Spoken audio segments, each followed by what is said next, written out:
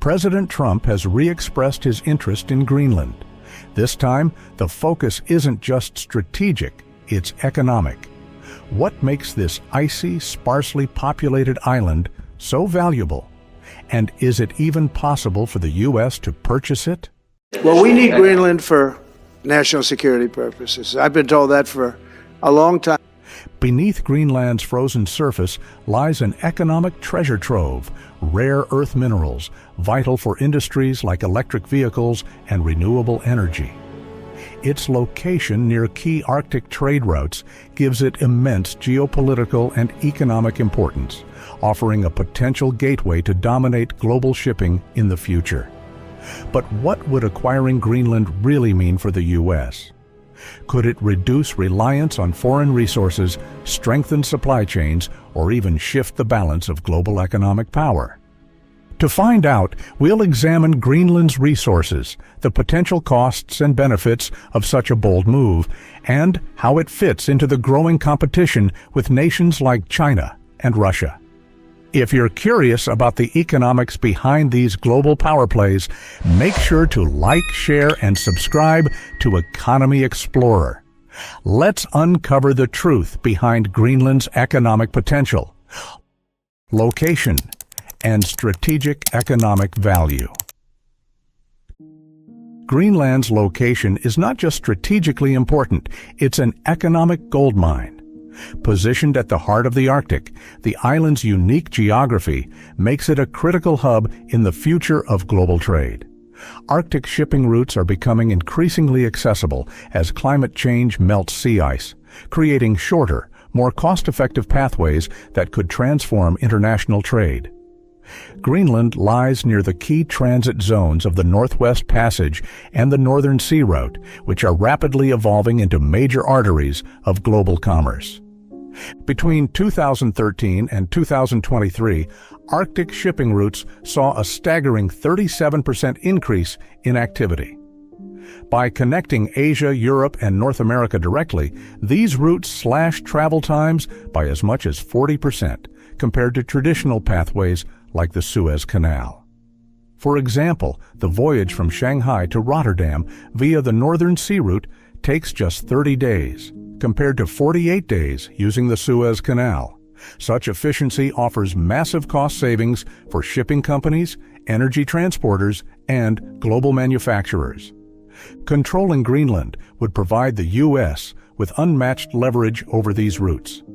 The potential to regulate traffic, impose tariffs, and establish economic zones could yield billions in revenue annually. Imagine the U.S. overseeing trade flows that account for a significant percentage of global GDP, an economic advantage that few nations could challenge.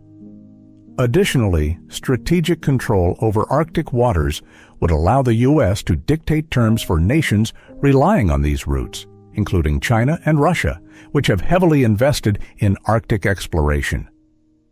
Greenland's economic leverage extends beyond shipping.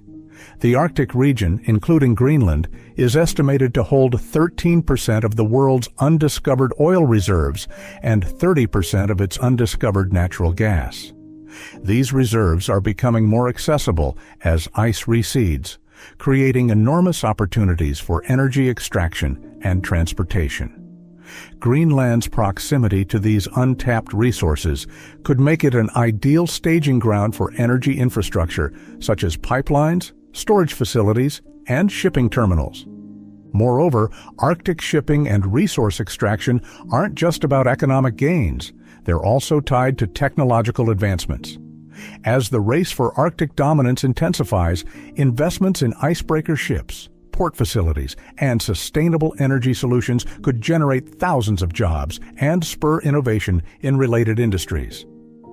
For the U.S., owning Greenland could mean not only access to these resources, but also the ability to lead global efforts in Arctic development. Greenland's strategic location also gives it an edge in facilitating global partnerships. Its role in Arctic trade could position the U.S. to negotiate favorable trade agreements with Europe and Asia. Furthermore, controlling Greenland would allow the U.S. to counterbalance China's Polar Silk Road initiative, which aims to connect China and Europe through the Arctic. Such dominance would enhance the U.S.'s bargaining power in international economic forums and solidify its influence over critical global trade routes.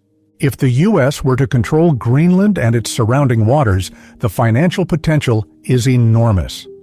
Between trade tariffs, shipping fees, energy extraction, and the broader economic influence over global logistics, the gains could easily reach into the tens of billions annually.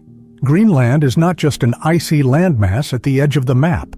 It's a gateway to reshaping the global economy, securing energy independence, and establishing the U.S. as the dominant force in Arctic commerce for decades to come.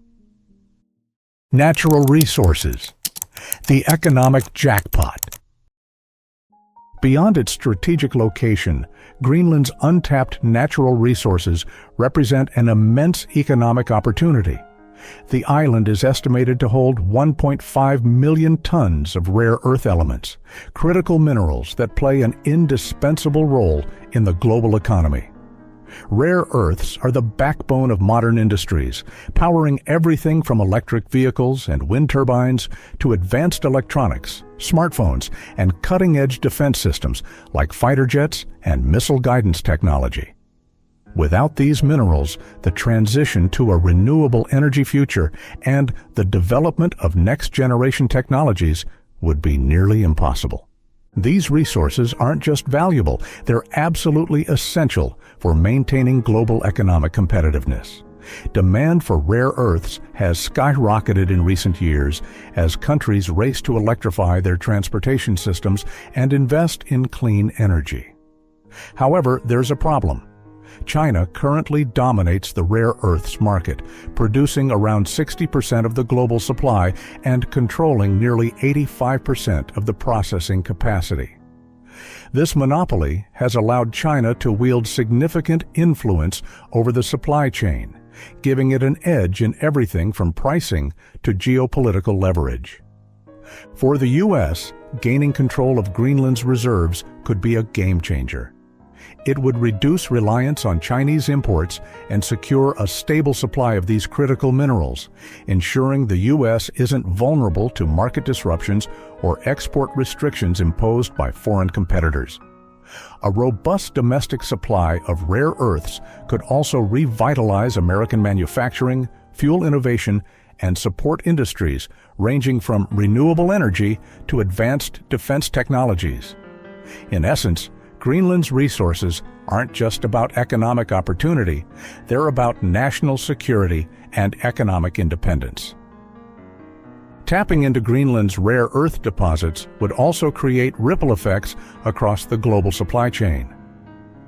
By investing in Greenland's mining infrastructure and processing capabilities, the U.S. could position itself as a global leader in critical minerals, challenging China's dominance and fostering international partnerships with allies seeking alternatives to Chinese-controlled resources. In the long term, this could boost the U.S. economy by creating thousands of high-paying jobs in mining, processing, and related industries, while also reducing the environmental and economic risks associated with relying on a single dominant supplier. The costs of acquisition. Is it feasible? Acquiring Greenland isn't as simple as writing a check. Greenland's annual GDP is just $2.7 billion, making it one of the smallest economies in the world, but its development needs are massive. The island's harsh climate, remote location, and lack of infrastructure pose significant challenges. Building the necessary facilities to access its resources, such as mines, roads, ports, and processing plants, would require investments running into hundreds of billions of dollars. Additionally, integrating Greenland into the U.S. economy would involve setting up government services, modernizing its infrastructure, and addressing the unique needs of its small, dispersed population. This isn't just an economic hurdle, it's a logistical and political challenge on a grand scale. Greenland's economy currently relies heavily on Denmark, which provides an annual subsidy of $500 million, accounting for around 20% of its GDP and over half of the country's public budget. These funds are vital for maintaining Greenland's education, healthcare, and social welfare systems. If Greenland were to become part of the U.S., it raises a critical question. Who would replace that financial support? Would American taxpayers be willing to shoulder the burden of subsidizing Greenland's economy, especially with no guarantee of immediate returns? The long-term potential may be promising, but the upfront costs of acquisition, integration, and development would be immense, requiring careful consideration of whether the economic benefits outweigh the financial risks. Global economic competition. The race for Greenland isn't just about what the U.S. could gain, it's about what its global competitors, particularly China and Russia, stand to lose. Both nations have recognized Greenland's strategic and economic importance, and their actions in the Arctic region have only intensified in recent years. For China, the focus is primarily on Greenland's rich reserves of rare earth elements and its strategic location along emerging Arctic trade routes. In 2018, a Chinese state-owned company bid $550 million to expand Greenland's airports, a move that raised alarms in Washington and was ultimately blocked by the Pentagon. This was just one example of China's growing interest in leveraging Greenland's resources to strengthen its global supply chain and Arctic presence. If Greenland were to fall further under Chinese influence, it could give Beijing a tighter grip on rare earth supplies, an area where China already dominates global production and processing. Such control could exacerbate the U.S.'s dependency on China for critical materials used in advanced technologies, renewable energy, and defense systems. Beyond resources, Arctic trade routes like the Northern Sea Route, which China has sought to integrate into its Polar Silk Road initiative, could offer Beijing greater influence over global shipping and trade dynamics. For the U.S., allowing China to gain a foothold in Greenland could weaken its economic position and strategic leverage in the region. Russia, on the other hand, has focused on militarizing the Arctic, reopening Soviet-era bases, and positioning itself as a dominant force in the region. Greenland's proximity to these bases underscores its importance in maintaining a balance of power in the Arctic. Control over Greenland could serve as a countermeasure to Russia's aggressive Arctic expansion and ensure the U.S. retains a strategic edge in both economic and security terms. Ultimately, the competition for Greenland is not just a localized issue, it's part of a broader struggle for control over the Arctic, a region expected to drive significant economic and geopolitical shifts in the 21st century. Is it really possible?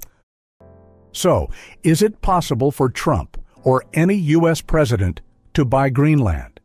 The short answer, it's unlikely. Greenland's leaders have repeatedly emphasized their autonomy and desire for independence from Denmark, rejecting the idea of outright sale. However, the prospect of independence brings its own set of economic challenges. Without Denmark's financial support, which currently amounts to $500 million annually, Greenland would need to secure a new economic partner to sustain its economy and public services. For Greenland, the U.S. is one of the most logical options, given its long-standing defense ties, including the presence of the U.S. military base at Pituffik, formerly Thule Air Base. Strengthening economic and defense cooperation with the U.S.